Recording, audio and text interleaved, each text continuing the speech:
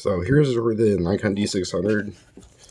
The camera was released in 2012 with a MSRP of $2,100. Right now, you can find them for around $500-600. Essentially a D750 with the AF module of a D7000. AF algorithms of the D4, 7 cross type point AF at f8. Here you have your drive modes: single, continuous low, which I have set to 3 frames per second, continuous high, 5.5 frames per second, 6 with the shutter mic replaced, quiet. D610 gets quiet continuous, 3 frames per second, timer, remote release, and then mirror up.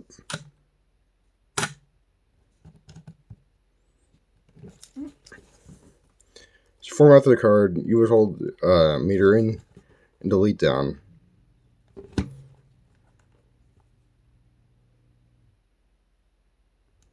Then you see 4.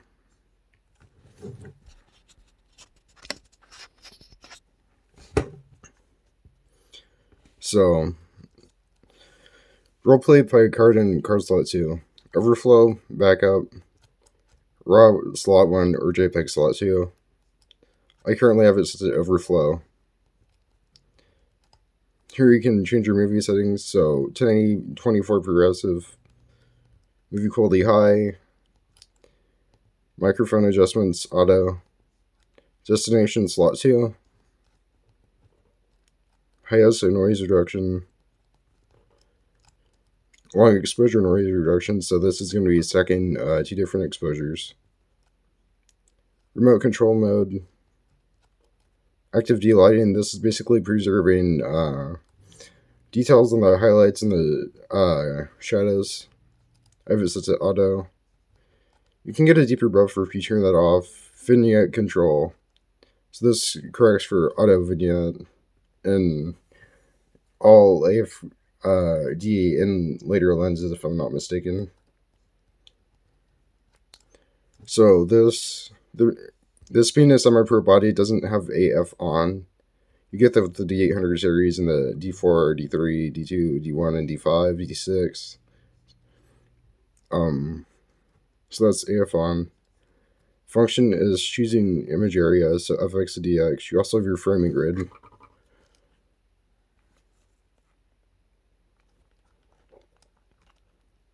Spot metering, center weighted matrix. There's really no reason to do that when you have this.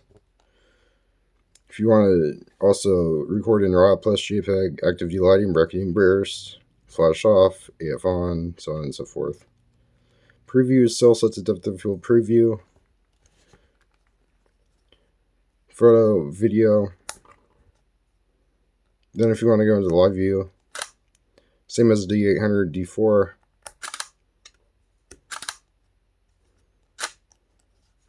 Here's how you change AF points. It's not like the pro level bodies like the D800 and the D4. This being basically a D7000 on steroids and FX. So here is if you want to lock vertical group functions.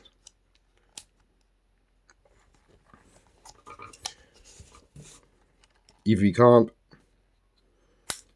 off, on, shows you what card you're writing to. Metering AF, which is single point continuous. If you want to illuminate your top deck display on the rear LCD screen.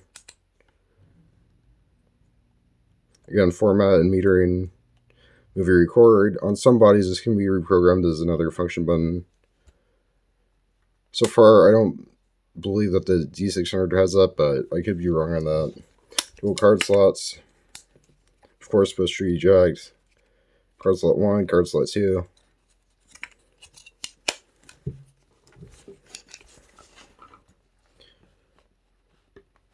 Here's your AF mode selector. With older legacy AF capable lenses, screw driven. When mounting older lenses, you want to make sure that you either have it in manual or preferably hold down the lens release.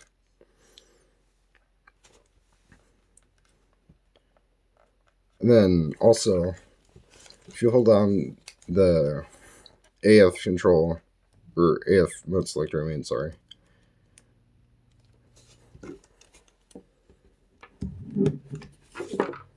You can change AF modes.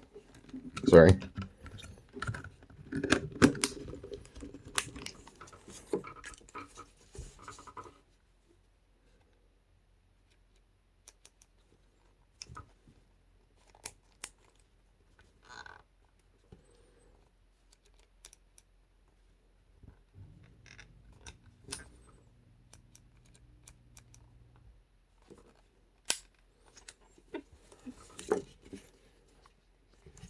Here's bracketing.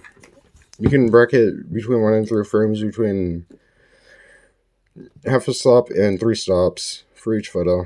Here's flash. You can also use this as flash comp if you hold on compensation at the same time. You have your built-in flash. Not sure why you'd use that.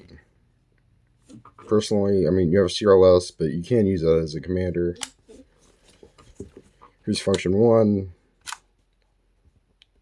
I'm sorry, that's depth of field preview. Function 1. Here's how you change aperture.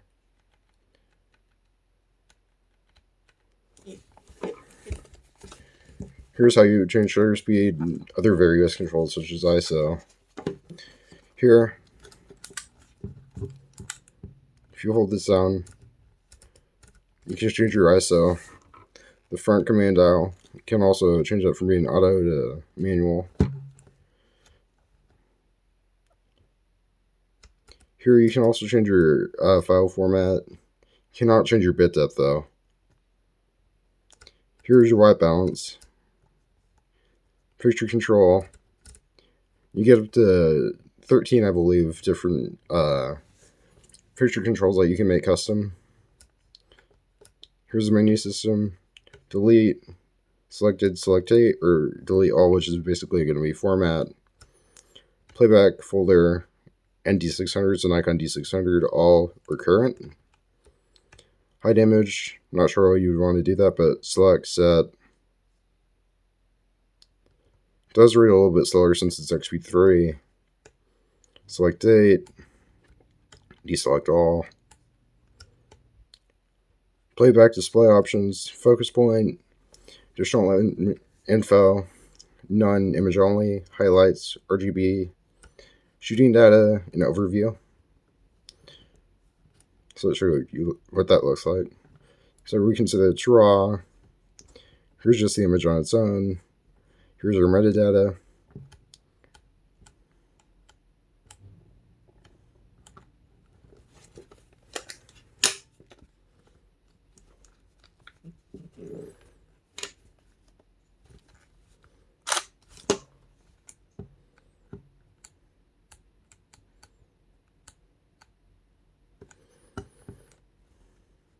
You can also see the AF point coverage too.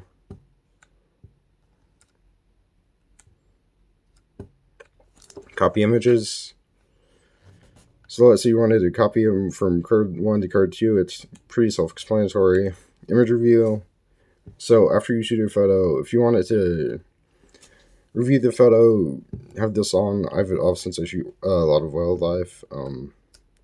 After delete, show previous, continue as before, or show next. Rotate tall. Slideshow. This is going to show all your different files. Here's your interval time. And then you can use stills and movies, stills only or movies only.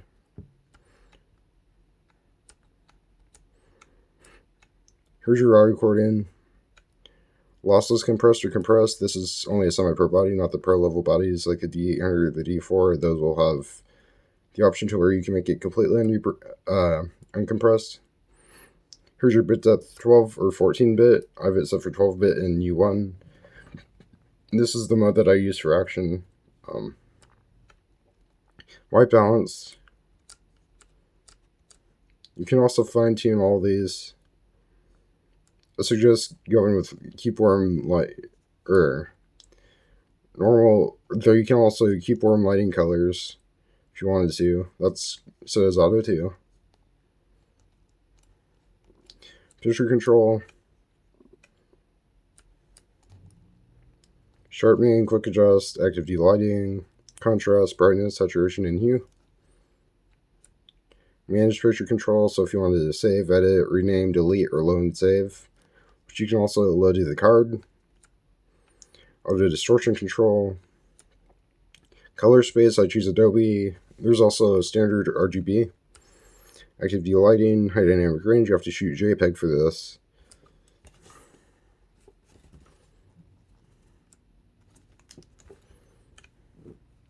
So HDR mode on or off, and you can do series or single photo, which it's going to combine them all together on its own.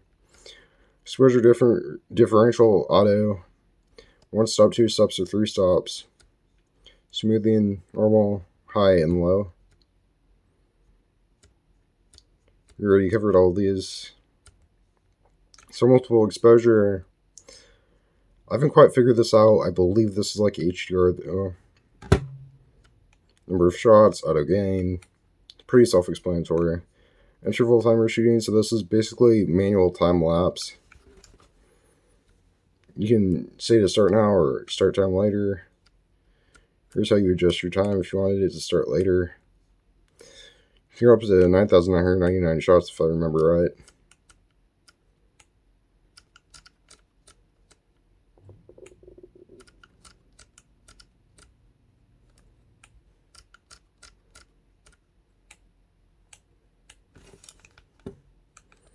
Time lapse, so this is the camera doing it on its own.